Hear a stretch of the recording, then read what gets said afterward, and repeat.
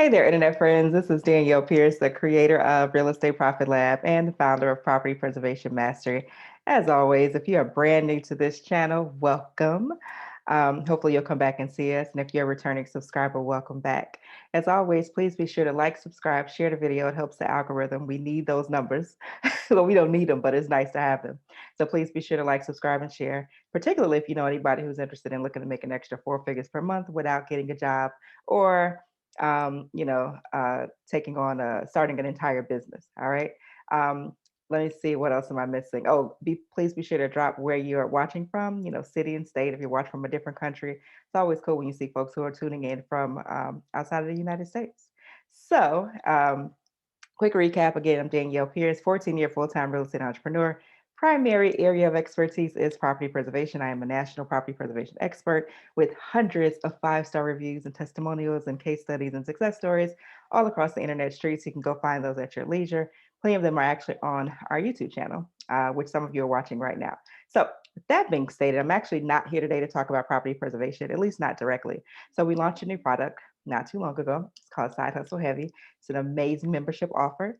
We have over 100 founding members so far across the country. So shout out to y'all for getting in getting in on the ground floor, so to speak. Inside of the membership, we do a monthly detailed training hosted by myself, yours truly. We also do we're going to have a separate Facebook community because all the magic happens inside of community. And then lastly, you'll have access to our ebook, Baby Steps to Financial Freedom, which includes over 30 plus recession proof side hustles to generate an extra $1,000 or so every single month. So if you're someone who's looking to do that and you're a little bit tech savvy, computer literate, et cetera, then you should check us out. And again, that's sidehustleheavy.com. So I was thinking today, it's like, Danielle, do you really want to talk about this in front of the entire internet? Sometimes I'm talking to my best friend. She'd be like, "Yeah, girl, you go ahead," because I could not. And I've gotten that feedback before from friends and family and other folks who are just like, "Wow, you share so much information. How do you do it?" And really, it was never a thing that I set out to do. It just kind of happened organically. And so here we are. So today I'm talking to you about how, when I finally got to six figures, it triggered a second set of events, which ultimately led to me filing a Chapter 13 bankruptcy. So let's get into it. All right. So I mentioned before that, I was doing side hustles for many years, right? As I was trying to find my way in these entrepreneurial streets, because they are treacherous, honey. Let me tell you, all these folks who telling you to quit your job and be an entrepreneur, don't listen to them because most entrepreneurs are broke. I mentioned that before, but I promise you that's 100% accurate. So after being broke, right, really broke, I finally get to a point where I'm like, oh my gosh, six figures, this is a promised land. All my money troubles are gone. But funny enough, that's not what happened. They actually magnified and intensified once I got to that six figure mark. And I'm going to tell you why. Well, actually, I can tell you why in three words: internal revenue service. Internal revenue service. That is what magnified my money was, so to speak.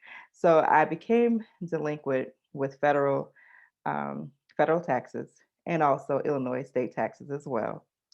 And for those of you who, if you're familiar, if you've been through this situation before, you can slide for a few years, because the system is backed up.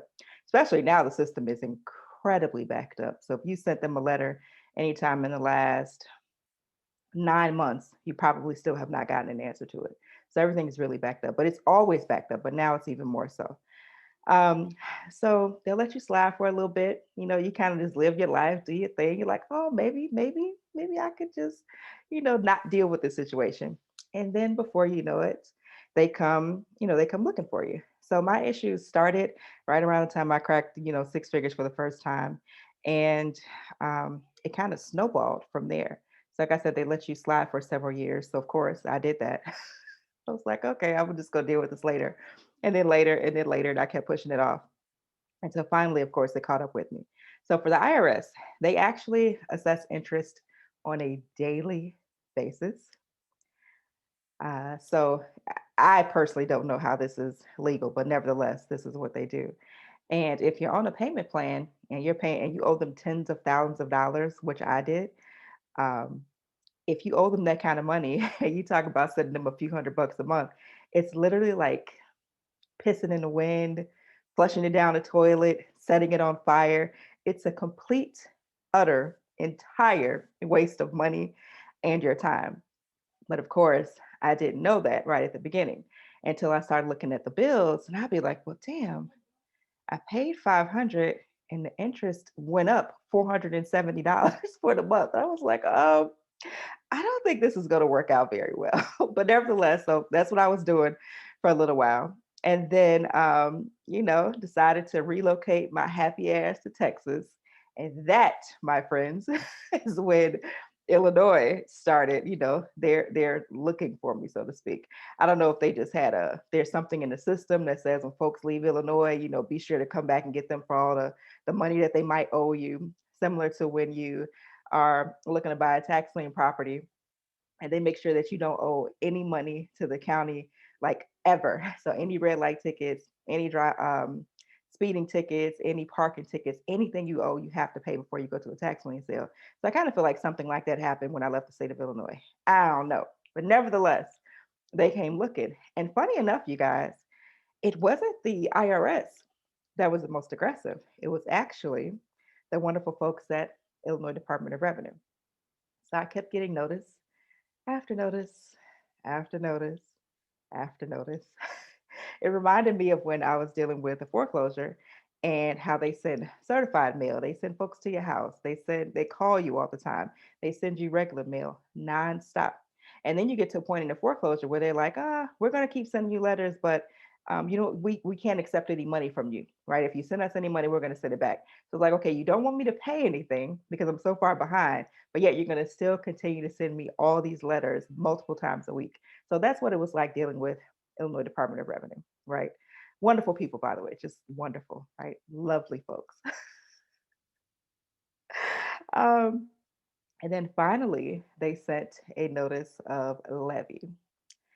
And that's when I was like, this is probably time for me to do something different. So that's when I spoke to a bankruptcy attorney. And funny thing is, I actually wasn't broke when I filed the bankruptcy, and I assumed that you had to be bankrupt in order to file a bankruptcy, but that's actually not the case. Which makes sense when I think about it, because when you think about famous folks like all these celebrities and like y'all former president Donald Trump, how apparently he's filed multiple bankruptcies. Like I guess you don't have to be flat broke to do it to go under bankruptcy protection.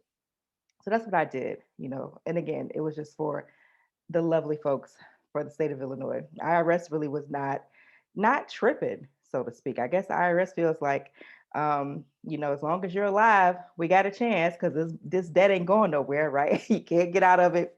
Can't discharge into bankruptcy. Well, you can't discharge into Chapter 7. You have to deal with it, right?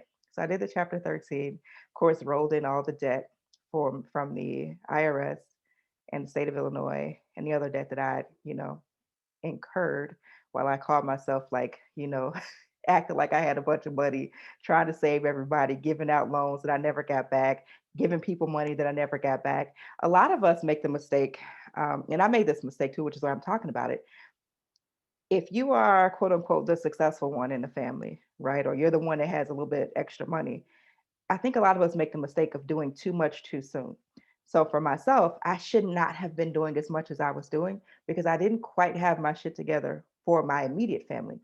But, people kind of guilt trip you. And if you haven't done the internal work to where that doesn't affect you, then there you have it. So that's my story and I'm sticking to it. So filed the chapter 13. You guys, my payments for that chapter 13, $3,215 every single month for 5 years. That was a wake up call.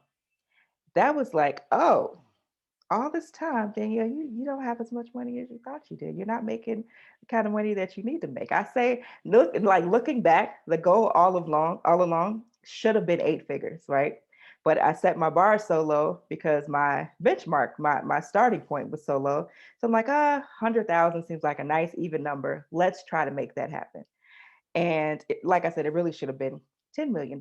Like some days I wake up, I talk to I talk to my partner Thomas, and I'm just like, where's the button to press to get $10 million? Because I'm tired of working.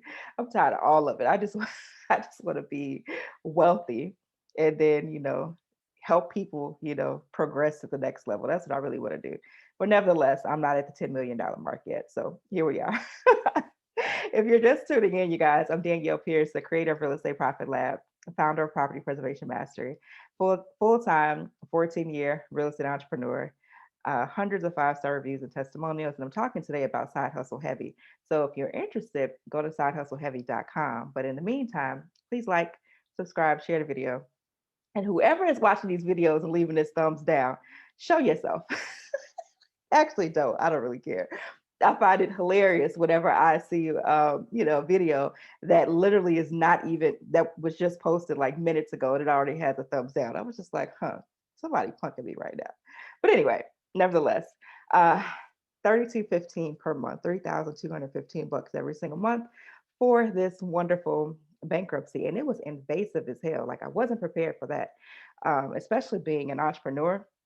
You don't have like a regular job where they can just go, okay, give me your check stubs and move on about your life. And like, give us some P&L statements, give us your tax returns, give us your tax returns with all the schedules. Sometimes the tax returns be like 40, 50 pages long with all the schedules. So they want a lot of information. And it's a lot of red tape, and they ask a lot of questions. And it's very, I don't find myself so much being angry or stressed. It's more so just being frustrated. Like, what the hell? Like, why y'all keep harassing me? Right. I know it's bankruptcy protection and that's cool, but it's like, I really felt like a couple times, like I should not have done this because it's that invasive. Right.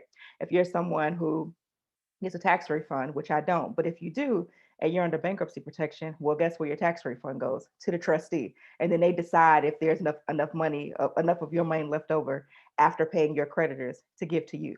So it's just kind of a mess. And I was over it. So check this out. Remember I said the bankruptcy was for 5 years, y'all? I paid it off to the day, almost exactly to the day, 1 year after filing it. 1 year. So it was 4 years early. And I actually set that goal up front. And I remember telling a couple people, I was like, yeah, I'm gonna pay this. I'm gonna be done with this in a year because I don't have the patience for this. Like I don't, and I think it's partially because I haven't worked in corporate, haven't had a boss. I don't have an alarm clock. I just wake up whenever I want to. Like I've had a lot of freedom, and I felt like that whole bankruptcy situation like stifled it, and I wasn't having it. So I was like, I'm gonna pay this off in 1 year. Didn't know how that was going to happen, but nevertheless, y'all, trust me when I tell you it happened.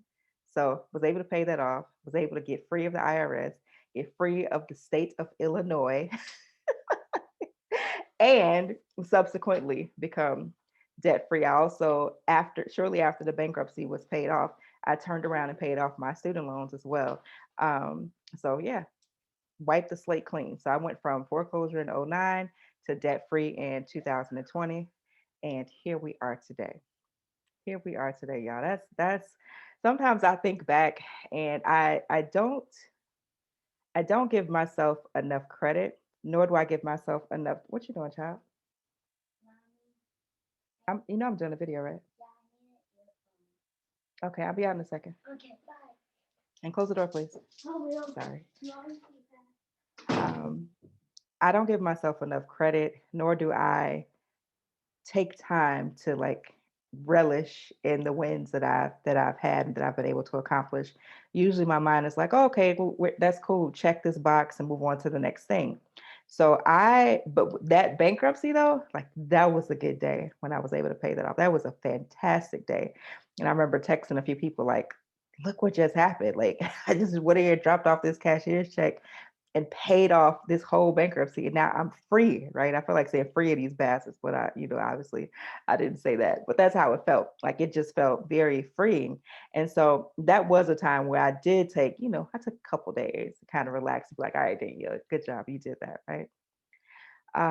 So why am I telling y'all all this? You should know that the early years of doing side hustles and struggling, I didn't have to struggle as long as I did. I did so many side hustles because I really didn't know what else to do. And that was quick money, it was easy money, and it required less effort than actually building the business. And plus, I still hadn't quite found my lane in property preservation just yet. But once I found it, that is what allowed me to kind of blow the my scale my revenue up to do 300 $400,000 a year. And then last year, just for the online consulting piece, it hit $1 million. But the early years really laid the foundation for me to be able to do that, because without those early years, I don't get here today. I know that there's not a I would not be in corporate America right now at this age, 41, with, we'll say, 20 years experience. I wouldn't be at $1 million a year. I know that. Like, I'd probably be at a cool 150, if I'm lucky, based on what, depending upon the company that I'm with, 150, 140, 130, somewhere in that range, working in internal audit somewhere, or in somebody's accounting department. But that was not that was not the life for me. I tell people I knew very early on that I was not about to be doing this every single year. And while I made a lot of mistakes along the way, and I overextended myself dozens of times. Like, I couldn't even count, how many times I've done that in the name of trying to help. But I really was crippling myself at the same time. So I didn't have to have it quite as hard as I did. Bankruptcy was a big wake up call for me to stop being master of the universe and worry about being master of Danielle. That was a big wake up call for me. That was a big wake up call. So again, my side hustle stories, my side hustles, I should say, allow me to hit my first six figures. Then I get there, and because I'm dumb and naive, I don't quite see that I need to start worrying about other things like, paying estimated taxes, and, filing tax returns on time, and not being late, and all these different things. And it's super ironic given the fact that I actually have an accounting degree. And I worked in accounting. I worked in internal audit. I worked in public accounting. I worked in corporate account. I mean, sorry, corporate tax. So I did all these different things, but somehow I just never made the leap to, or I never thought to apply the stuff I was doing at the job to, my actual business that I said that I wanted. And I think a lot of that just came from not having any entrepreneur like friends and family, just kind of being out there by myself, being a one woman show, which is cool. And I know many of you probably struggle with that as well, where you're like, I don't trust nobody. If you want something done, you got to do it yourself. I don't know about X, Y, and Z. And you're doing all the things, but you can't get to the level that, I think many of us want by yourself. Right. That's another reason why we created the property preservation communities and our side hustle heavy communities, because that is what gets people motivated, and that's what pushes the momentum forward to get people over the hump. It's one thing for me to say, "Oh, I made $15,000 doing FEMA inspections in 60 days." It's another thing for somebody to come in as a new student and see their peer who started at the same level as them do the exact same thing. Like, that's when it like sinks in, like, oh, wait a minute now. This person started just what I did. We got the same information. Danielle ain't getting on the phone with nobody. So we're doing the same thing. So how were they able to get here and I'm not? So that pushes people forward, right? So again, side hustle heavy, phenomenal membership opportunity, one detailed monthly live training every single month, access to our ebook with over 30 plus recession proof side hustles to generate an extra $1,000 or so every single month. Got over 100 founding members from around the country already. Shout out to y'all, the real MVP. And of course, the Facebook community is going to be, is fantastic. So I definitely would love for you guys to join in with that. Side hustle heavy is a bridge. Ideally, I'd love to see you jump into our property preservation mastery program. We do have students who've had their best revenue months ever during the pandemic. But if not, or if you want to do something else, or you're just not quite sure about preservation, you can generate enough money with side hustles to fund another business, pay tuition, pay a childcare, or pay a bill, whatever you need to take care of.